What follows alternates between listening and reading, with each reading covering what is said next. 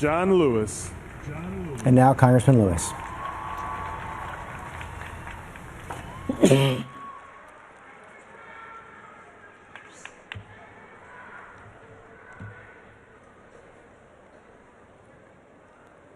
President and Mrs. Obama, President Clinton, President Carter, I want to thank Bernice King, the King family, and the National Park Service for inviting me here to speak today.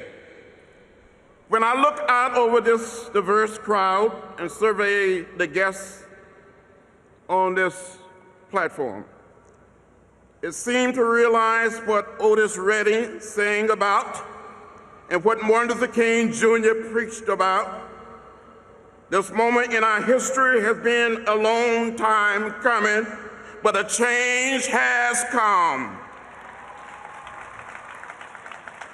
We are standing here in the shadow of Abraham Lincoln, 150 years after he issued the Emancipation Proclamation, and only 50 years after the historic March on Washington for jobs and freedom.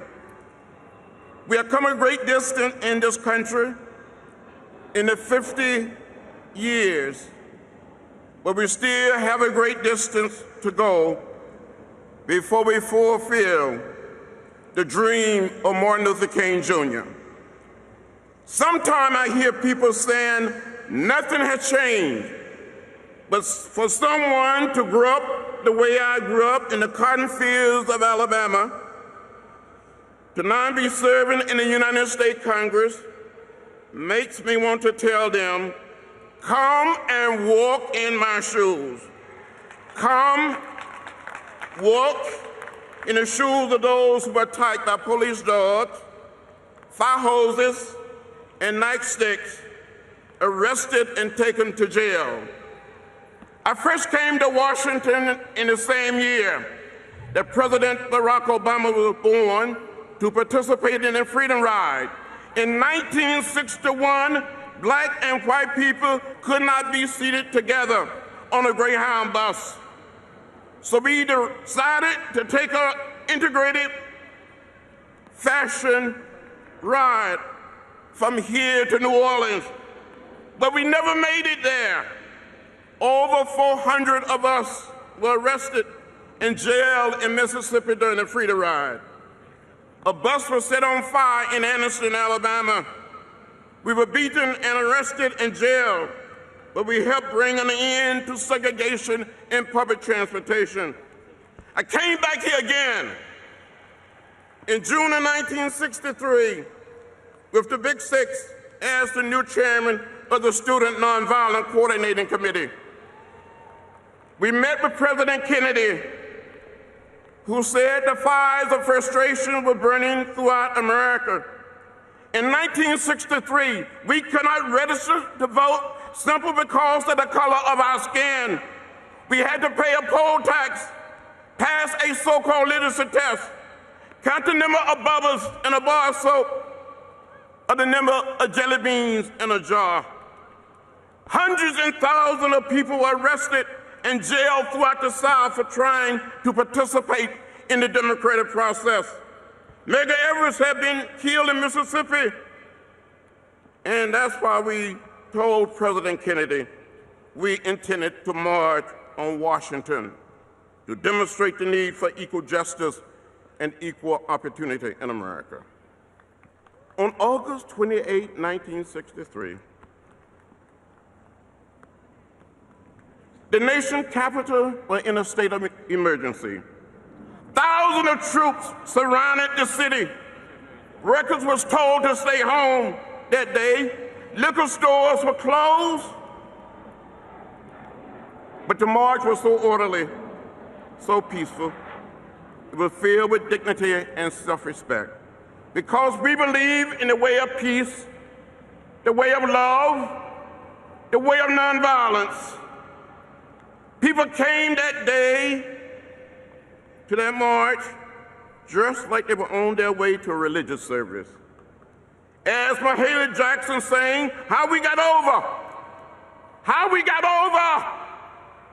She drew thousands of us together in a strange sense. It seemed like the whole place started rocking. We truly believe that in every human being, even those who were violent toward us, there was a spark of the divine. And no person had the right to scar or destroy that spark. Martin Luther King Jr. taught us the way of peace, the way of love,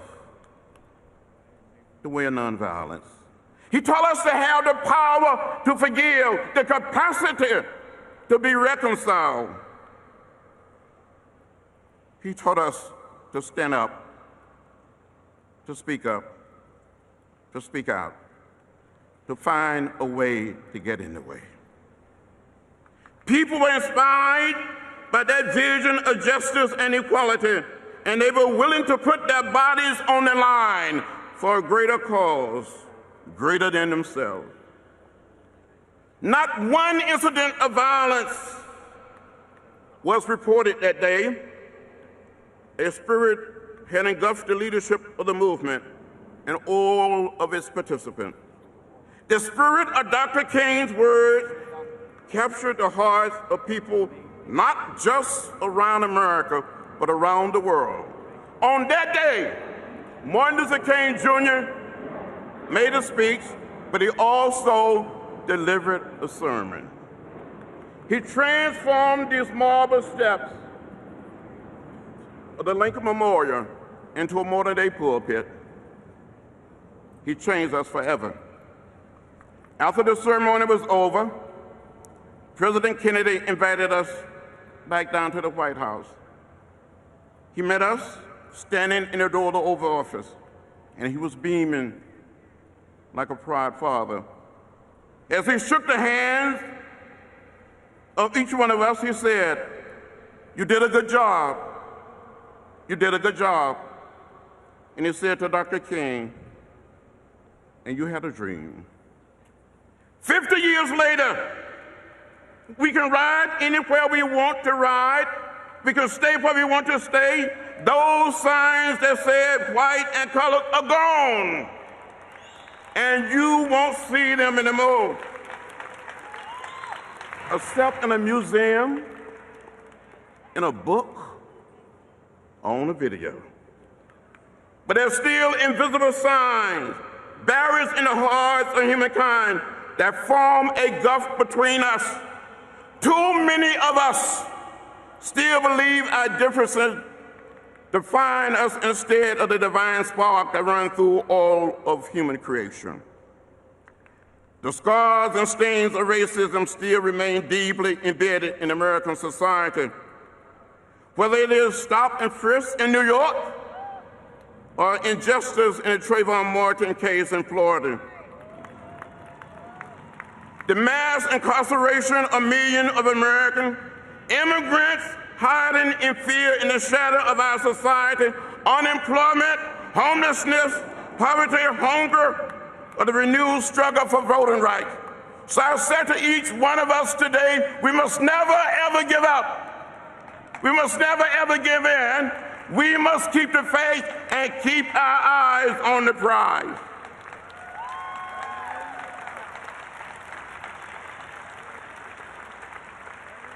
We did go to jail, but we got a Civil Rights Act. We got a Voting Rights Act. We got a Fair Housing Act. But we must continue to push. We must continue to work. As the late A. Philip Randolph said, the organizer of the march in 1963.